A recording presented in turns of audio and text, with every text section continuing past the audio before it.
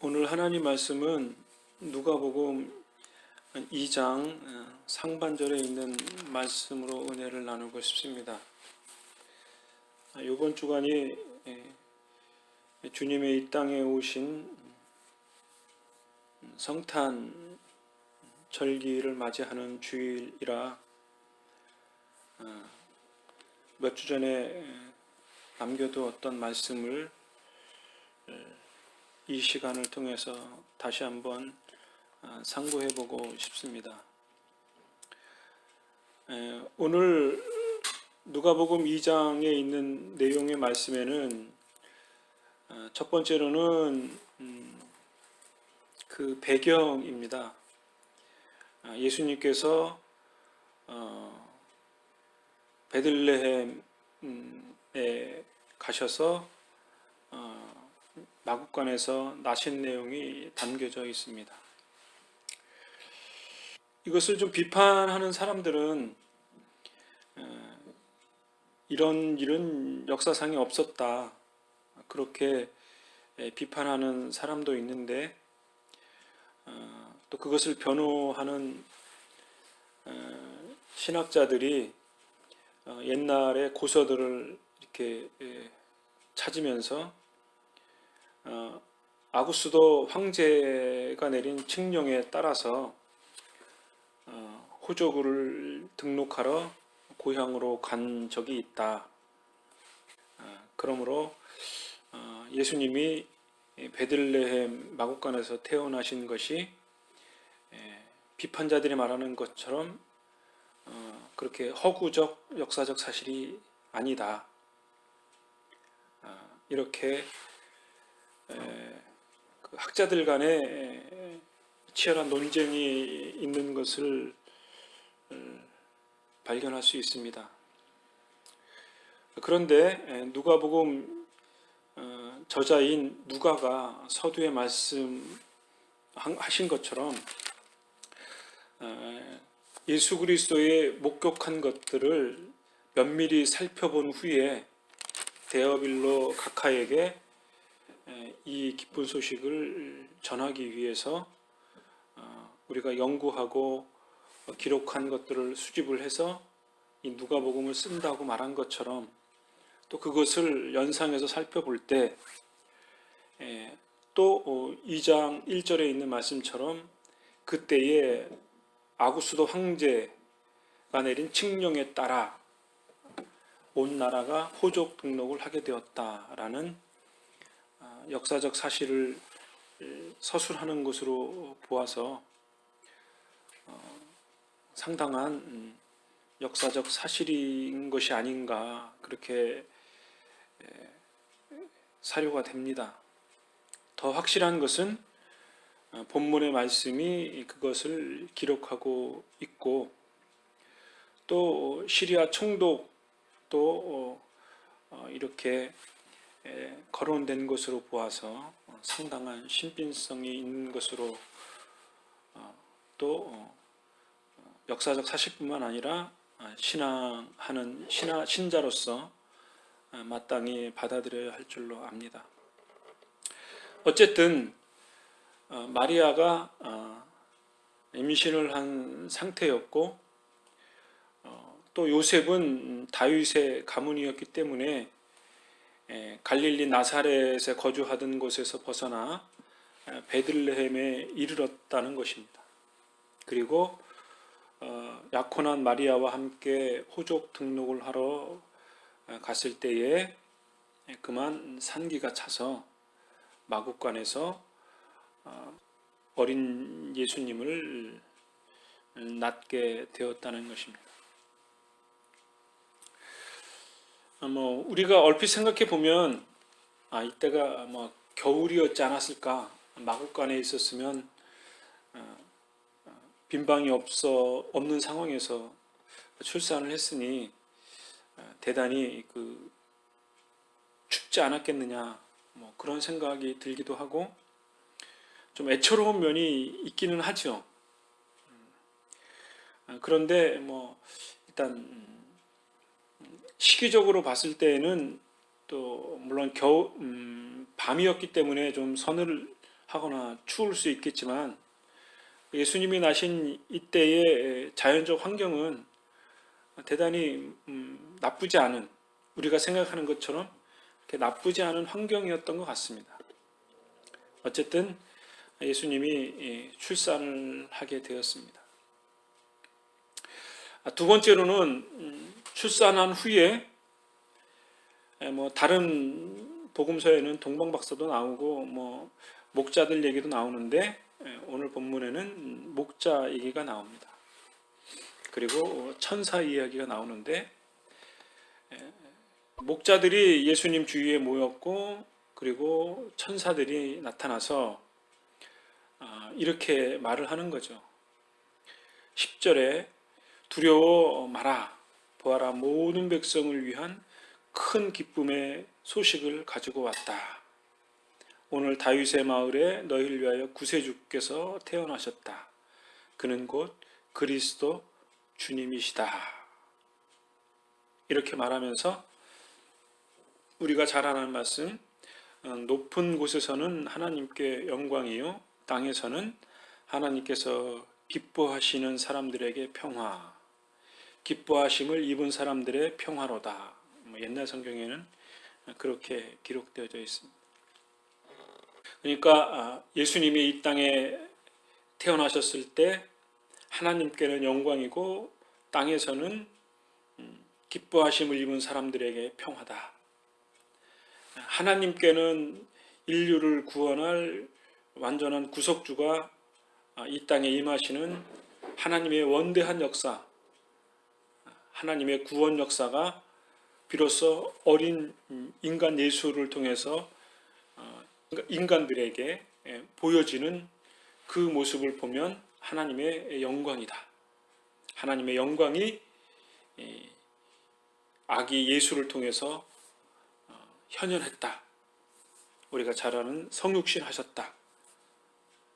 그리고 그 구세주 메시아를 대망했던 사람들, 우리가 전에 누가복음에 말씀 나눈 것처럼 스가랴나 안나나 그 사람들처럼 메시아를 대망하는 사람들, 그 사람들에게는 정말 하나님의 영광뿐만 아니라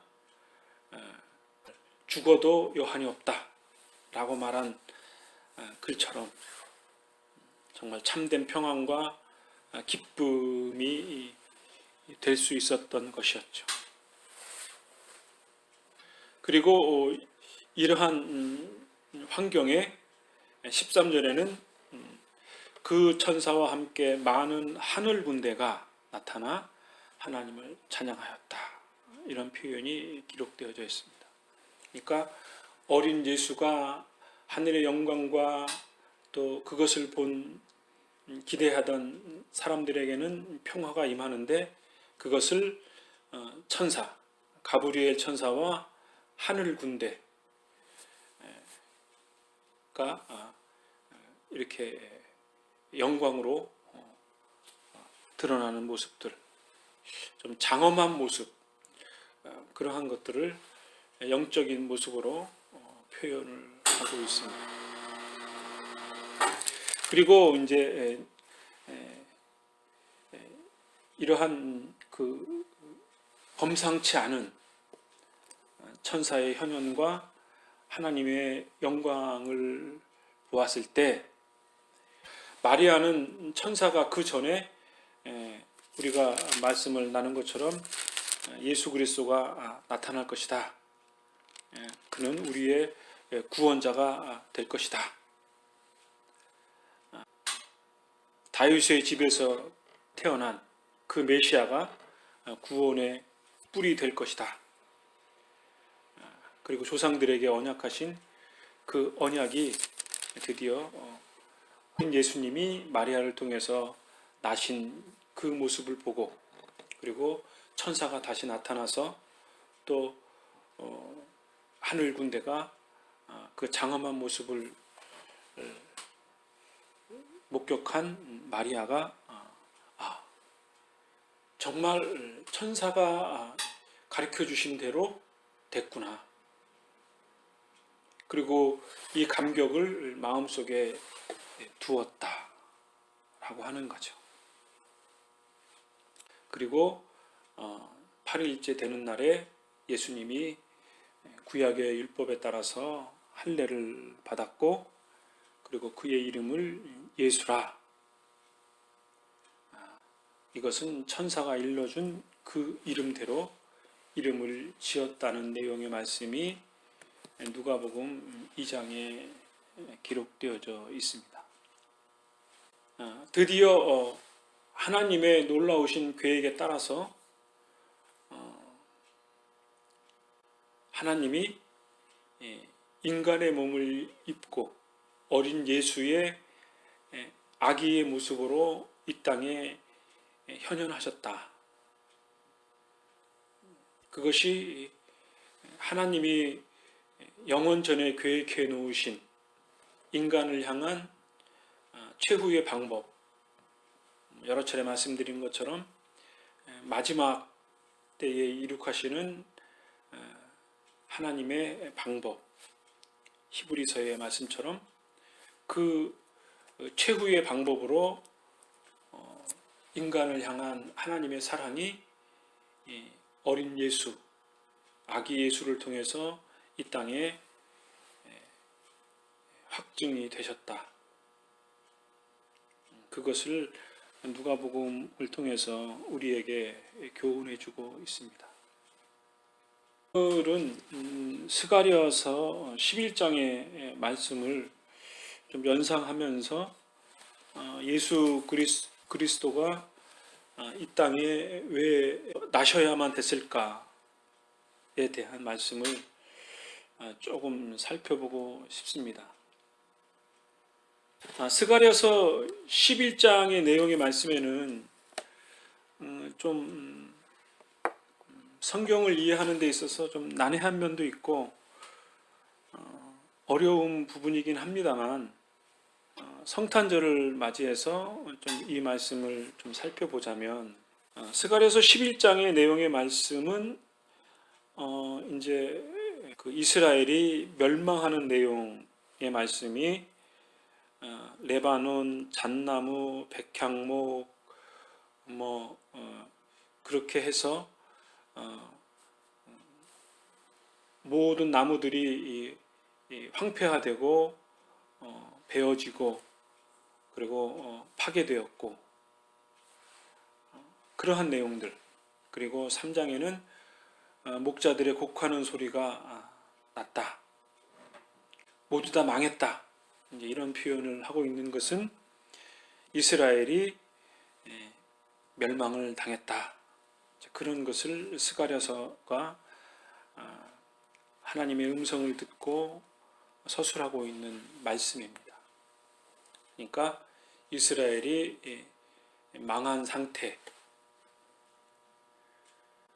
이스라엘이 망한 것은 여로보암의 죄, 하나님에 대한 불신앙의 죄, 하나님이 이스라엘 백성들에게 규례대로 말씀하신 십계명을 비롯한 율법의 말씀, 그 말씀대로 순종하면서 살았으면 다윗 때처럼 하나님이 축복해 주셨을 텐데, 그만 그렇게 살지 못하고 우상을 섬기고 하나님을 참되게 예비하지 못하고 그 이스라엘끼리 분열되면서 이스라엘이 외국의 지팡이를 통해서 이스라엘을 심판하시는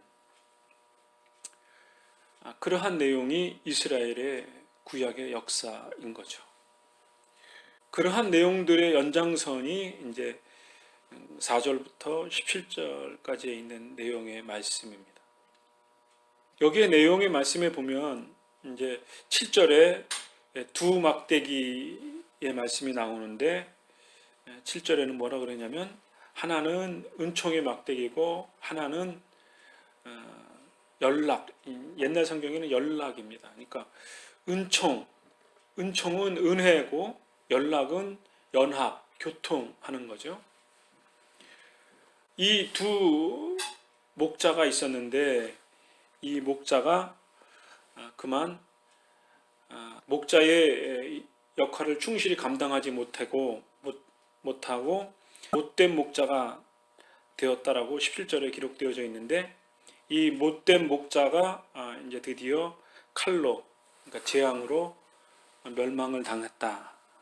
이 말은 하나님이 이스라엘에게 주셨던 은혜와 하나님과의 연합, 그런 것들이 이제 파괴가 되었다, 그런 것을 의미하는 거죠. 그래서 10절에는 은총이라 하는 막대기를 취하여 잘랐으니 이는 모든 백성과 세운 언약을 폐하려 한다. 은총, 은혜의 막대기가 폐하여졌다.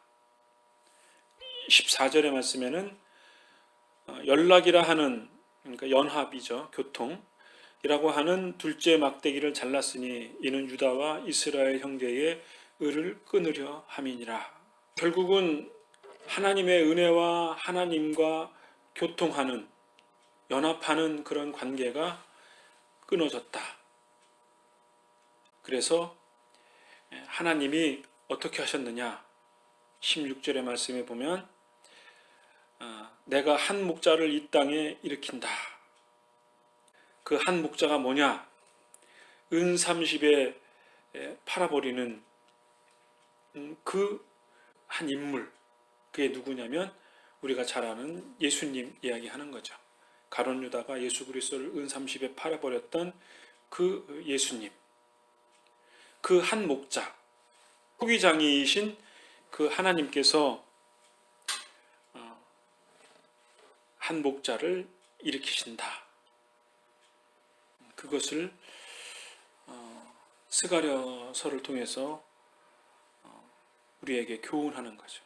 그리고 그 한 목자가 이 땅에 일어나서 그 못된 목자들, 그 목자들을 칼로 멸망시킨다. 그런 말씀을 우리에게 하고 있습니다.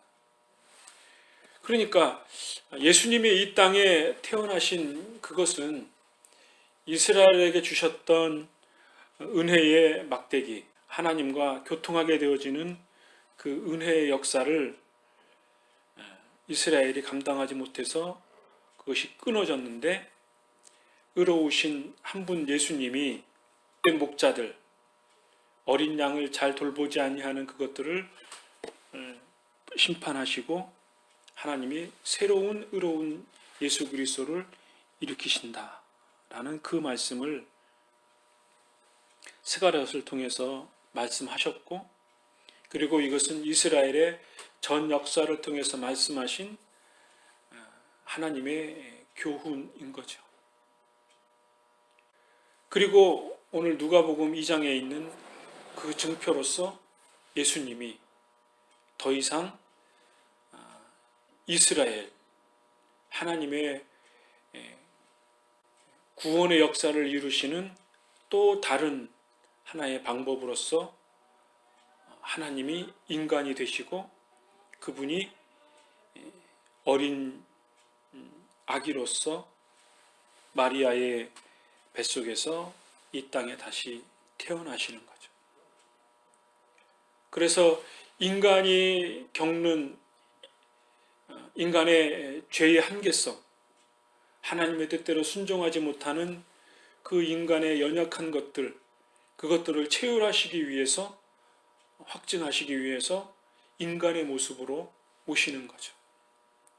그리고 그 마리아의 몸에서 날 때의 그 고통, 그러한 것들을 통해서 경험할 수 있는 것, 인간의 그 현실적인 한계, 벌거벗은 한 인간의 모습으로 이 땅에 오신 그 예수 그리스도의 모습은 인간이 경험할 수 있는 이 땅에 있는 그 모든 것들을 어떤 그 함축적으로, 상징적으로 우리에게 보여주는 것이라고 이해할 수 있죠. 그리고 그것을 통해서 어린 인간 예수를 통해서 그리고 할례를 받으시고 성장하면서 성년이 돼서 하나님의 구원 역사를 이루시기 위해서 복음을 증거하시고 그리고 마침내는 십자가에서 고난을 당하시고 죽으시고 부활하시고 다시 살아나심으로써 구약에 있던 모든 희생 제물을 자기 자신의 몸으로 짊어지는, 그래서 하나님의 구원의 역사를 완전히 이루시는 그 인간 예수의 나심이 기독교에 있어서 또 인류 역사에 있어서 그 어떤 철학과 종교, 인간이 만들어낼 수 있는 그 모든 경우수들이 있는데 그런 경우수들과는 본질적으로 다른 하나님의 단회적이고 완전한 구원의 역사를 이루시는 그 시발점이 어린 예수의 모습으로 이 땅에 오신 거죠. 그래서 모든 사람들이 예수님은 우리의 길이요 진리요 생명이다 라고 예수님 자신이 증언하실 뿐만 아니라 벌거벗은 인간들이 또 인류의 모든 사람들이 예수님을 믿어야 하는 하나의 필연성이기도 하고 당위성이기도 한 거죠. 2000년 전에 이 땅에 연약한 모습으로 오신 위대하신 하나님의 아들로서의 예수 그리스도, 그분을 기뻐하고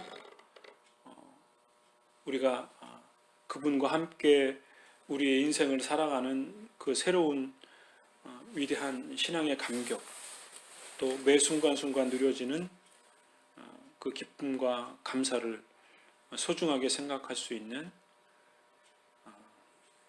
한 주간이 되었으면 좋겠습니다. 솔직히 밖을 이렇게 돌아보면 썰렁합니다. 저희가 어렸을 때만 해도 밖에서는 캐롤송이 울리고 불도 켜고 그 어려웠던 시대에도 그랬는데 한국이 세계 10위권 안에 있다 어쩌고 저쩌고 하는데도 불구하고 썰렁한 성탄 분위기인 것을 부인할 수 없습니다. 마치 우리 인간의 마음이 그런 거죠. 허전하고 썰렁하고 스가랴서 1장의 초반절에 있는 말씀처럼 모든 것들이 황폐화되어진 그 이스라엘의 참담한 모습처럼 그런 환경 속에서 정말 그 누구도 거들떠보지 않는 한 어린아이가 태어난 그 모습이 우리 신자의 모습과 같다. 우리 지금의 크리스마스 이브 때와 같다. 그런 것들을 다시 한번 생각해 보면서, 그렇지만 우리가 위대하신 구원자 예수 그리스도 그 한 분으로 기뻐하고 감사하고 만족하고 하루하루를 살아가는 그 삶의 의미를 발견할 수 있는 저와 여러분들이 되어졌으면 하늘의 영광이고 땅의 평화고 기쁨이 될 줄로 믿습니다. 이런 마음으로 한 주간 남은 생애를 살아가는 저와 여러분이 되어지기를 간절히 바랍니다. 기도하겠습니다.